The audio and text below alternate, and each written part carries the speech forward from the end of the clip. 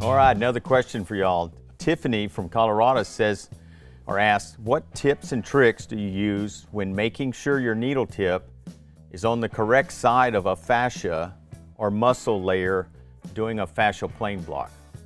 I'm assuming she's talking about probably like an erector spinae or a tap block, something like that. The first thing I would have to say is always keep your needle tip in view.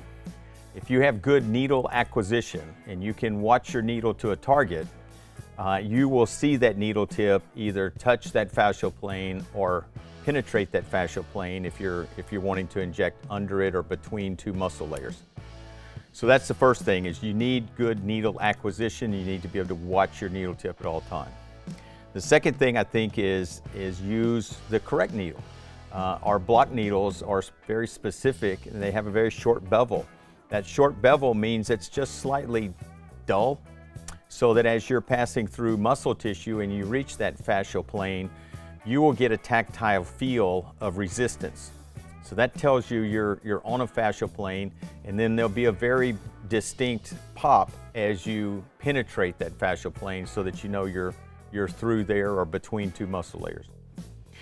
The third thing that I use personally, and I don't know that we even put it in all of the Maverick courses, it's just something that I use personally, is a stopcock system, meaning a three-way stopcock system. At end of my tubing, off my needle, I have a three-way stopcock. Initially, we have normal saline in a 5cc syringe. So whoever's assisting me, the nurses assisting me, they know we're on normal saline. So as I reach what I think is likely between two fascial planes, I'm asking for a cc, half cc.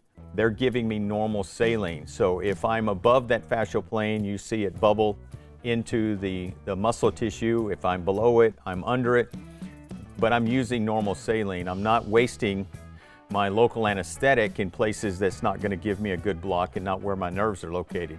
Once I get that needle tip exactly where I need it, between those fascial layers or under it or above it, whichever location you're trying to get to, now we just simply turn the stopcock and we inject the full amount of our local anesthetic. So I get a very consistent amount of local anesthetic on my nerves. I'm not wasting local trying to find where I'm supposed to be. So I think those three things, good needle acquisition, the correct needle, a true short bevel block needle, and then I use a stopcock system with normal saline initially for needle location verification before I drop my local in.